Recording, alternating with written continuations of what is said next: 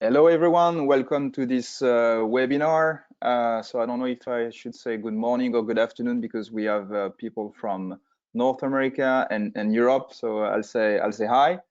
So first and foremost, I hope everyone is in good shape. I guess safe at home.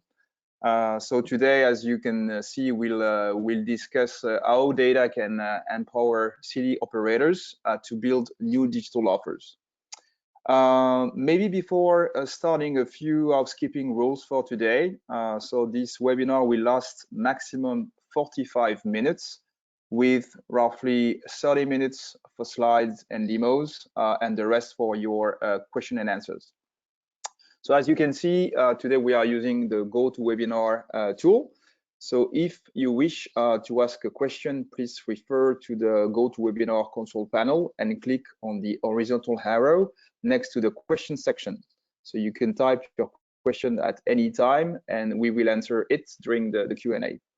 Also interesting to mention that this webinar will be recorded, so you will not need to take any notes and everything will be sent to you in a couple of days. And maybe one last thing before we start. So you all are on mute, so no risk for disturbing sound on your side. On my side, I gave the challenge of my two kids to stay on mute on their side for 45 minutes. But if you hear any strange noise, forgive them. So that's the new normal from the work from home. Okay, so let's start now. So hi, my name is Frank Erasus. I am the CEO and the co-founder of Opendatasoft.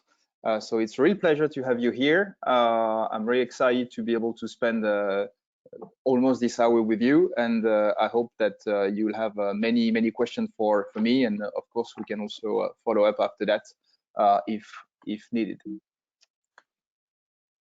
So what's the program for today? So the program will be an introduction to Opendatasoft, and then an overview of the value of data for cities operators, and then the way you will understand how Opendatasoft can help you to build those digital offers, and then demos and Q&A.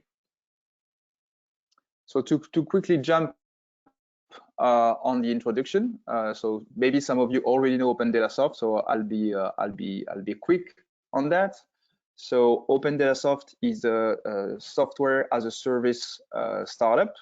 So we are selling to B2B customers and our customers, and we serve mainly public and private sector with a very strong focus on public sector. So local gov, central gov, and cities operators. So the company was founded almost 9 years ago now in France, in Paris, and we have two main offices. So one in Boston, where I'm supposed to be located, so I'll just live close by, and in Paris, where we all have our R&D team. So far we have customers in 18 countries, and the global footprint we have is roughly 300 customers with many different use cases, and I hope that I'll be able to share some of those today. So we've been recognized by many analysts like IDC, Gartner, and we are lucky to have very strong investors in those tough times. It's always interesting to be backed by a very strong financial power.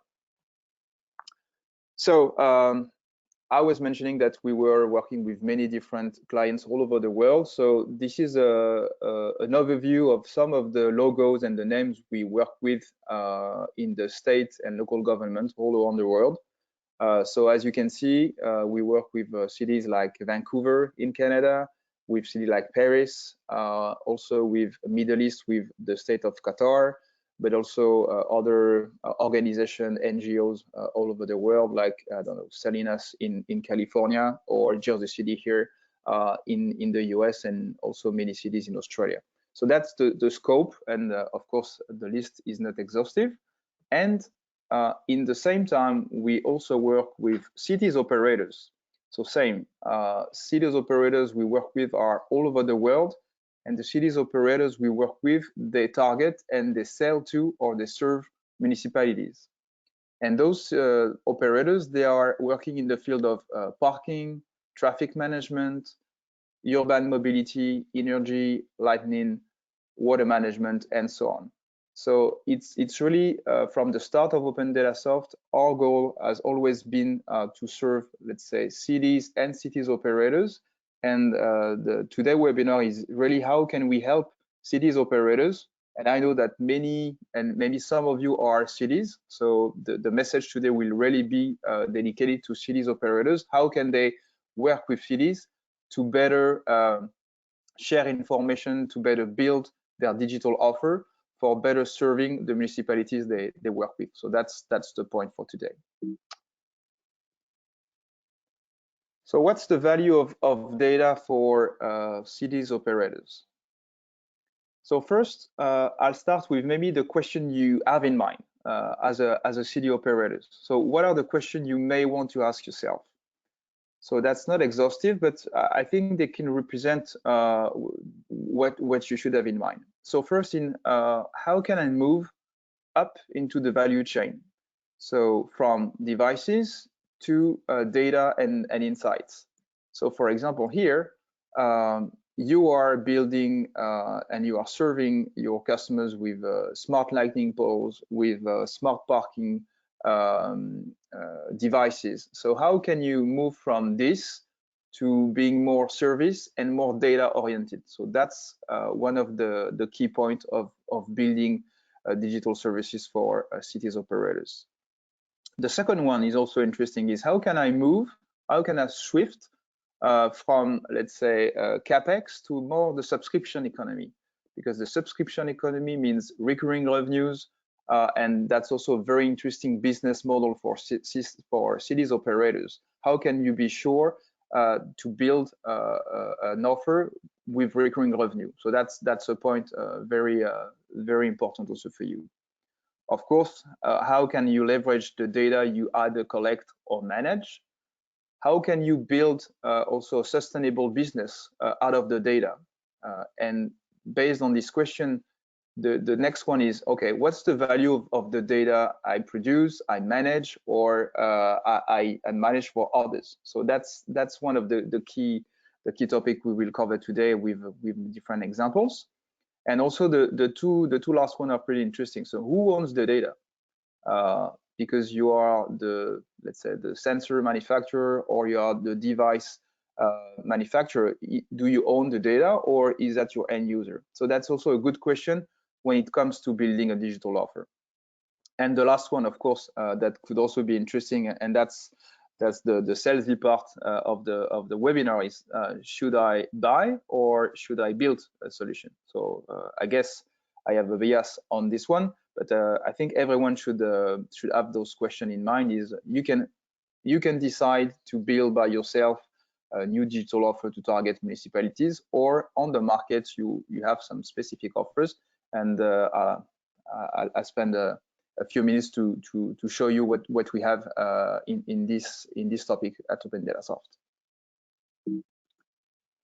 So we are not the only one also to mention the need for cities operators to better exchange information and data with their municipalities. So I just took a screenshot of IDC, so Ruth B. Yesner, who is the VP of the Smart City for IDC.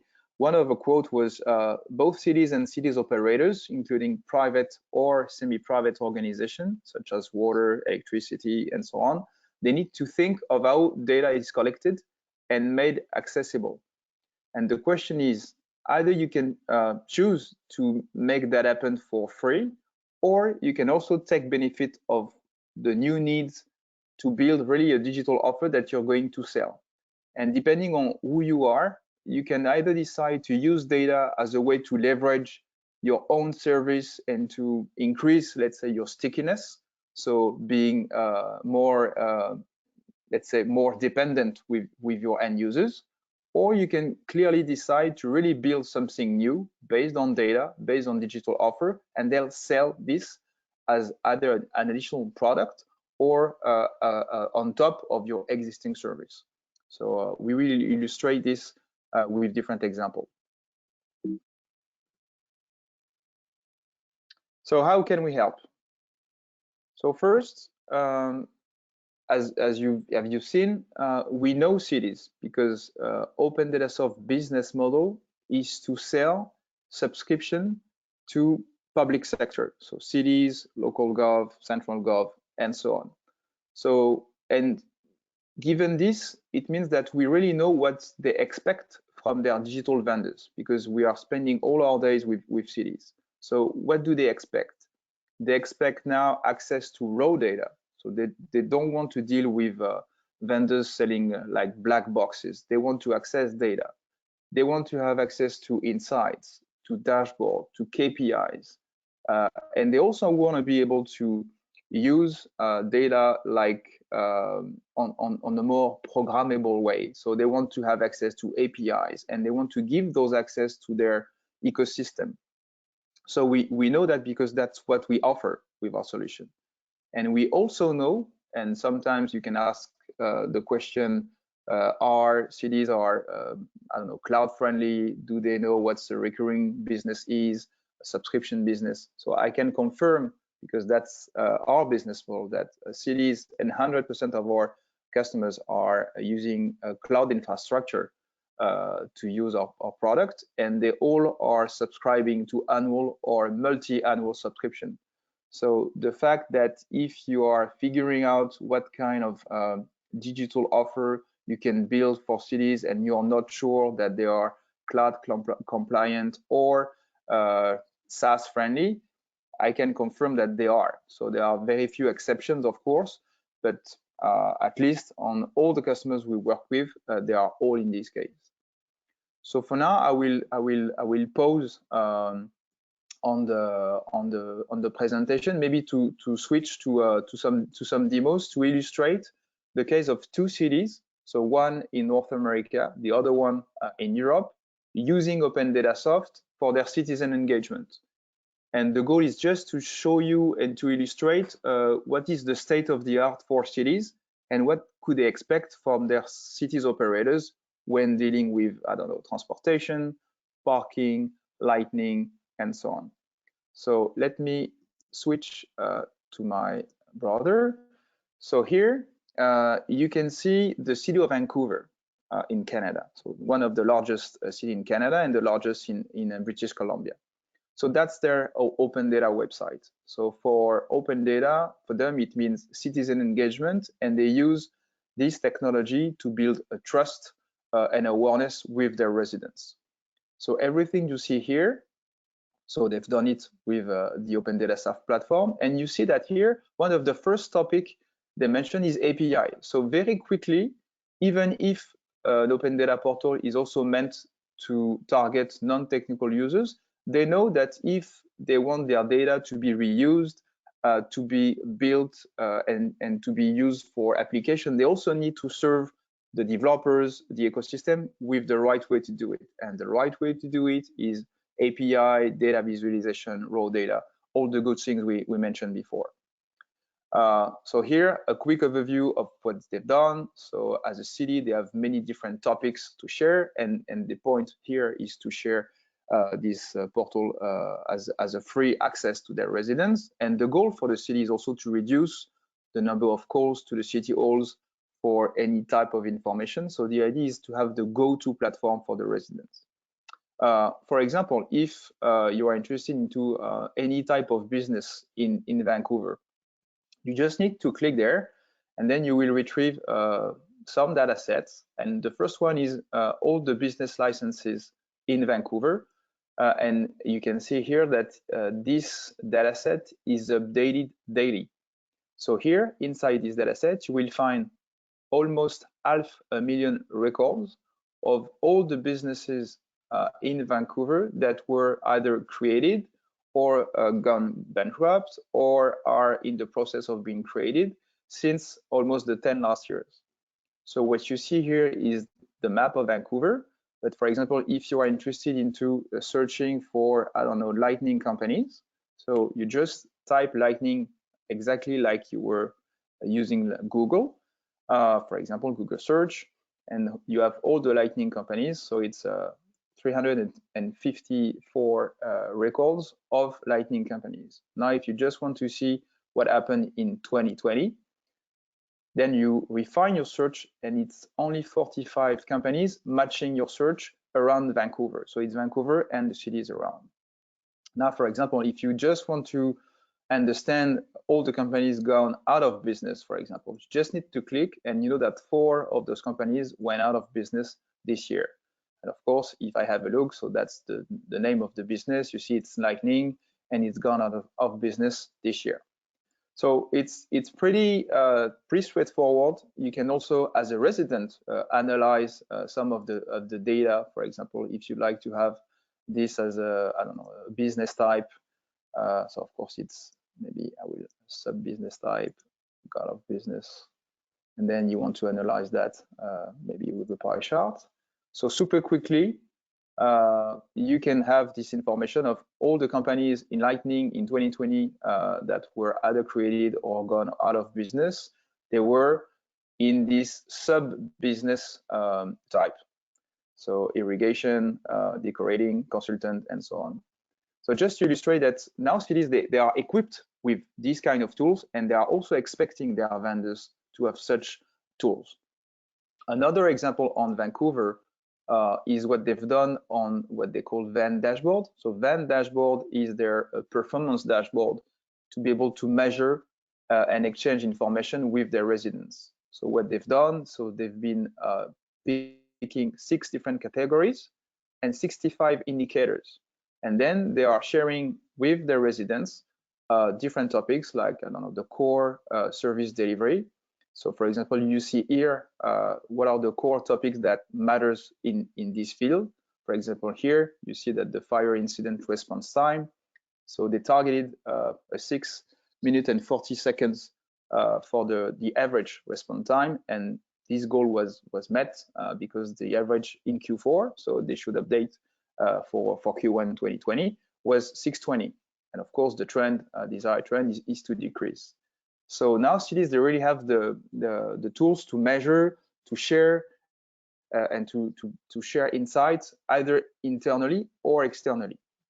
So I think it's important for you to know what exists, because you really need to stay ahead of the curve, and maybe the expectation of the city will be maybe higher than what you think. A last example in the field of cities is what we have in Bristol. So Bristol in UK, in Europe. In fact, air quality was one of the key topic for Bristol since the last years, because many people were dying and still die each year as a result of the high level of air pollution. So it's one of the key political and communication topic to be able to get better into monitoring and then reducing the air pollution in Bristol. So for example, what they've done is they've been installing a lot of air quality sensors all over the city, and they are sharing same in real time. And what they are sharing with the public is an update every hour of air quality around the city. And Bristol is a pretty large city. So for example, here, if I'm interested into the air quality in Bristol, in this specific area, so you see it's been updated at 11 my time. So I'm based in Boston. You see where the sensor is located. So it's close to this. And then you have all the metrics, and you can follow everything what happened over the weeks, the years, and of course, since the last weeks, of course, there are less pollution because of this COVID crisis. So less cars in the street, which is good. But just to show you, yes, same thing. They are sharing this information, so they expect their vendors to have such a things. So same, they use maps, graphs, statistics, and so on. So just a quick overview of what they are doing, for example, and they are comparing, for example, what's going on now versus what was the situation, for example, in 2010, and so on. So that's really what they do. Now let's get back to the presentation. So what can you do to build a digital offer and then to complement your existing business model? So first, many of you and many of cities operators, they use sensors to develop their new data services. And we mentioned sensors. It could be either a bus could be a sensor, it could be a poles, smart lighting could be a sensor, or a smart parking could be a sensor. And then developing new services. Building new review streams. So that's what I mentioned before. So sometimes you can add a real digital product and a digital product on top of your existing offer. And I will show you that in a moment. Same, it's consolidate your existing business offer with data offer. So sometimes adding data insights on top of your existing contract or service can help you having a more, let's say, stickier customer, because not only if they want to replace you, or if it comes the competition, they will need to replace your existing services, but all the digital, let's say, routes that you will have put in the cities will make sense and will have also to be removed. So that's something to take into account. Something we call freemium and premium. Most of our customers, so private customers, they also share a small chunk of their data and data service as free, just a way to give a taste of what's feasible, and then they convert their customers with premium business model and premium offers. It's like, I don't know, Spotify. You can listen for free, but of course you need to have some ads every 5 songs, something like this. So it's the same thing. For example, if you are sharing some information, but you want maybe some real-time insights, or you need some historical data, this will not belong to the freemium offer. And the last point is, how can you take advantage of external data? So many of our customers are also using external open data, or external data like weather, like all the data I've shown you on our public website, to complement their existing offer, and that's something which is very powerful. So how to do that? So the way to do that is pretty straightforward. Is you have your existing data silos. It could be IoT, sensors, any kind of database. You can complement with external data, and then building your digital offer, and then distributing this offer to many of your customers. So in this example, it's one city operator serving different municipalities, and serving different municipalities. So the data distribution layer is the same, but of course the look and feel of every customer, being a municipality, is very different. And depending on how much they pay, or how much they already bought some services, they may have a different service, different SLA, different type of data or insights. So that's an overview of what's feasible. On the more technical side, so that's could be seen as the same slide. So here the idea is to aggregate the data you manage, you produce in Opendatasoft platform, and then being able to distribute this data to your customers. And your customers being either city managers, sometimes citizens, or operators. And you have different ways to do that. So either through visualization, through specific distribution, or data reuse, for example, meaning application. So I will illustrate that in a moment with examples. So now let's go back to examples. So maybe the first one is Citylog.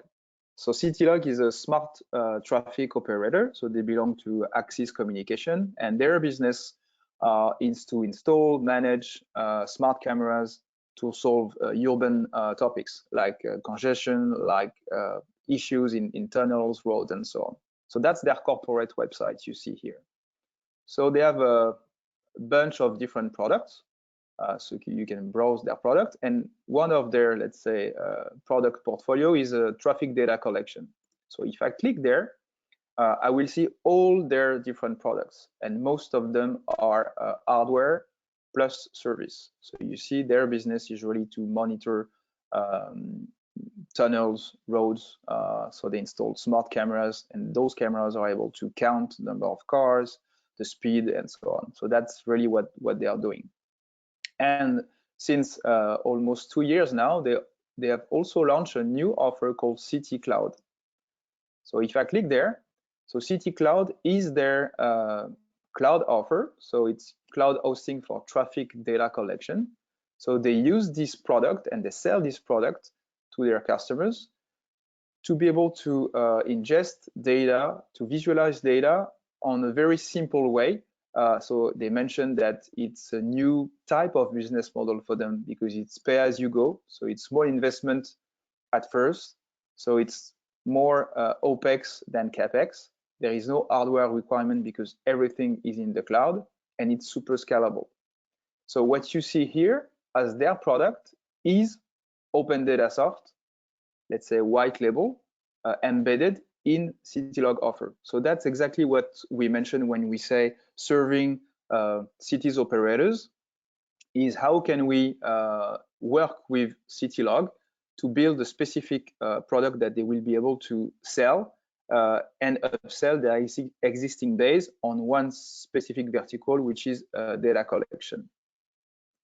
And because Citylog is one of our long-time customer and we have a pretty good partnership with them, they gave me let's say a test access to a real implementation.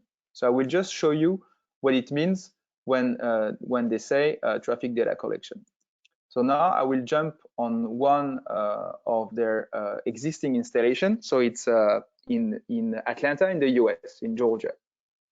So what they've done, they've been installing like hundreds of smart cameras on a very large corridor called North Avenue in Atlanta.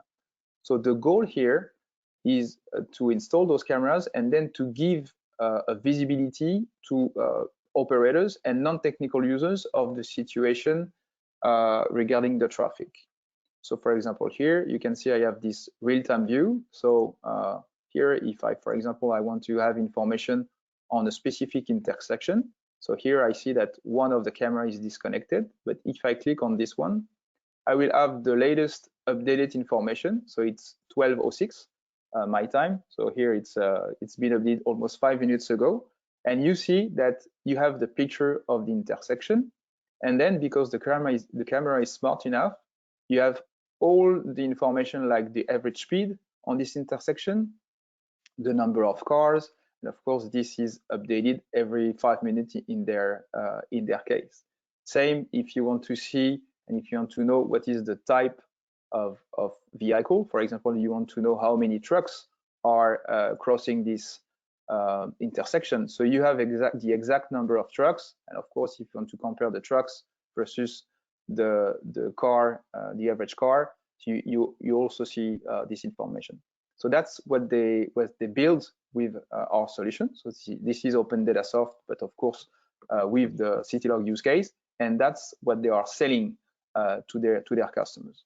So I don't show you everything, but I will go through other examples. Maybe another one that is interesting, and I will use Google Translate because this one is in French. So forgive me. So here, the customer is Star. So Star is a transportation operator in France, and Star is operated by a company called Keolis. So Keolis is one of the largest transportation operator, and they serve hundreds of cities all over the world. So for example, here they serve Boston, the MBTA, so the public transportation in Boston. So here, their customer is a city, and the city is called Rennes. So what they are doing is they are sharing in real time all the buses and all the position in real time.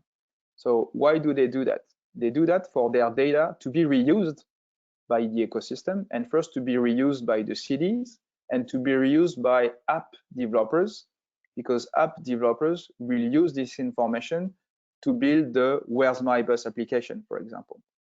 So it's really a way for Keolis to use the digital to increase their footprint with their existing customers.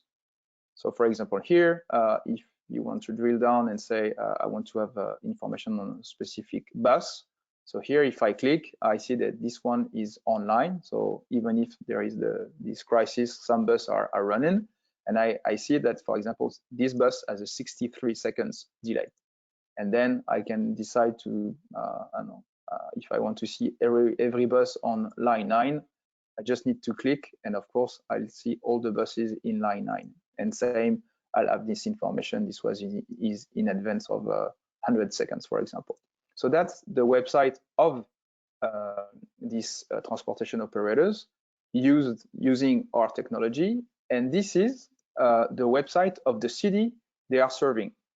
So they are serving this city, Rennes, and this city is reusing the exact same data on their public website to give their residents and their local developers a specific access. And of course, if you go on information, you can see that the data producer, so who owns the data, it's a good question, but at least the producer is Star, so Keolis. And as you can maybe see, the number of downloads is pretty huge. So there are 2 million downloads of these data sets updated, and those data updated almost every minute.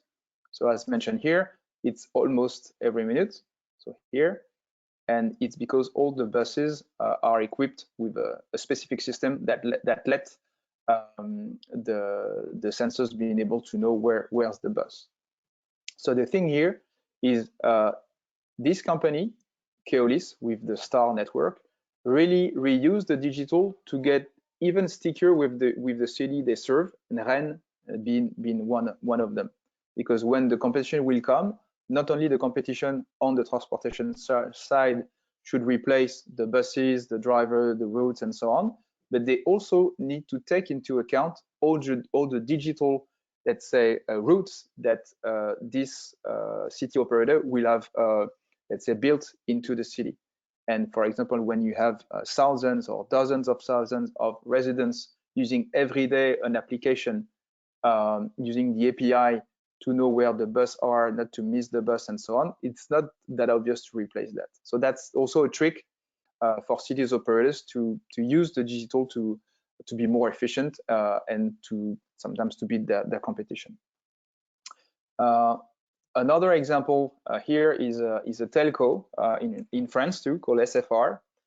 And what they've done is they are using the telco logs to be able to build a digital application that they will sell to tourism agencies, to local government, to retailers in France. So same, so that's their public website. So I've just used Google Translate to do that. And here they say that they have a very simple, intuitive data mining platform, and they use their logs to be able to say what are the most obvious and the most common origin and destination on a given territory.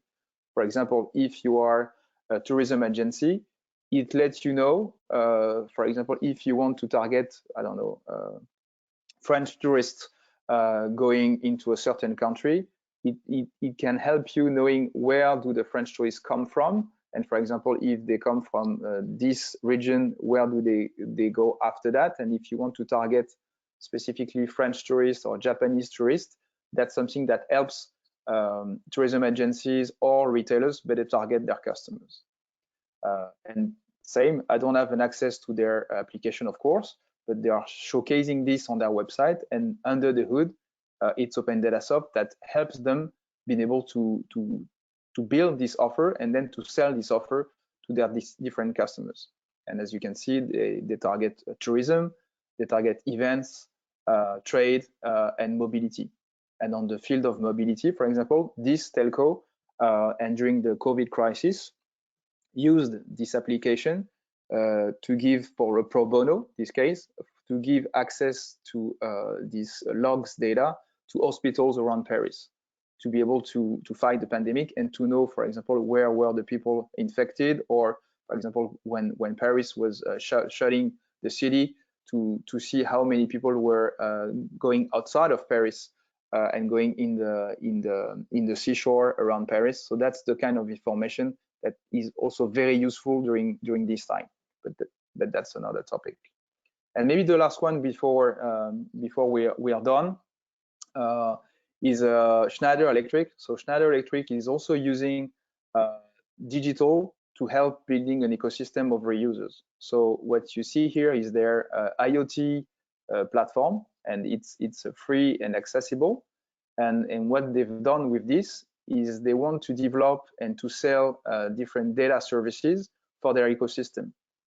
And they are selling to building management, they are selling to municipalities, they are selling to many different types of stakeholders.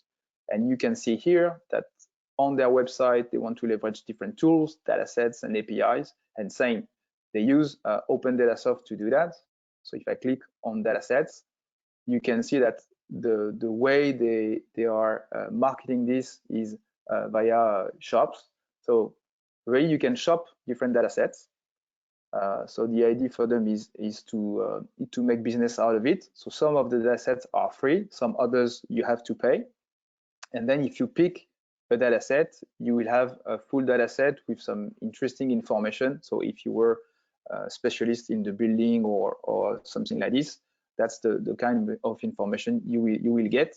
So just to give you an overview of this, a data set could look like this. So for example, so Schneider Electric is very much in the building space. So they are pushing what they call digital twin. So they are sharing some information on buildings, on different types of consumption, on HVAC, for example, of room control, of how many meters in a given large building, and so on.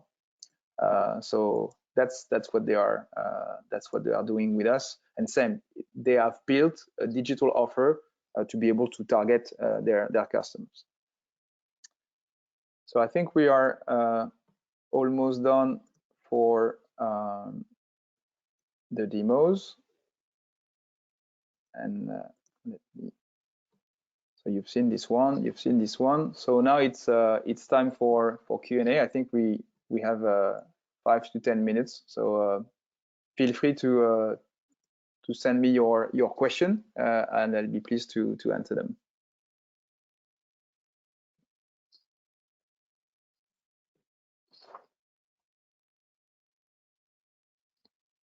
So I have one question from Dave from Boston. So the question is, do you have examples of data monetization? So that's a good question. So in fact, I would say it depends. And maybe the last example with Schneider Electric is a good one. So Schneider Electric, for example, they really want to make a business out of the IoT data they have and they produce. But there is the real question of who owns the data, because for some examples, sometimes the data is really owned by their customers, so the ones that are managing the buildings, and for others it's owned by Schneider Electric. So depending on this, sometimes they can monetize, but it's not that much data, but more data services. And also in some countries, there is a trend of data sharing by default, meaning that sometimes you have to work, if you want to work for a city or a country or something like this, now by default in the RFPs, you also have an addendum, and it should be data shareable by default. And that's also a big trend we see. And for example, just to name Paris, if you want to work with the city of Paris, and if you are a city operator, you'd better have something to share your data, because it's almost mandatory if you want to work with them. So I would say it depends. I have another questions from Mark. Have you integrated paywalls for the data, and if so, how? So paywalls, so yes and no. In fact, some of our customers they use let's say the freemium and premium business model. So in fact, they use a public data site to showcase some of their data sets, and then if you want to have more information or to deep dive into some data sets, then you need to pay. So yes, we have integrated some paywalls, or we can also, let's say, build these kind of things where as an end user you can build specific plans, and you can say, okay, for the plan number 1, it's free, but it's up to I don't know, 2 weeks of data and with such a volume of data. But if you are interested into having 1 year of data and I don't know, real-time information, then you need to pay and you need to select the tier 1, the tier 2, or the tier 3. So yes, we've done that. So we have some expertise, but maybe we can chat directly, Mark, after the call if you're interested. Any other questions?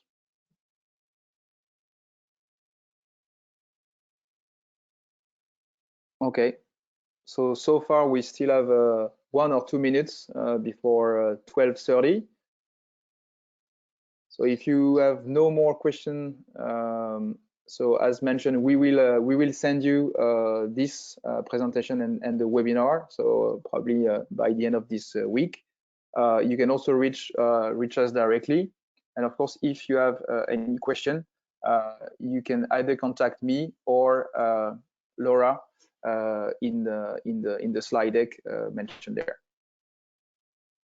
Thank you so much, and have a good and safe day. Bye-bye.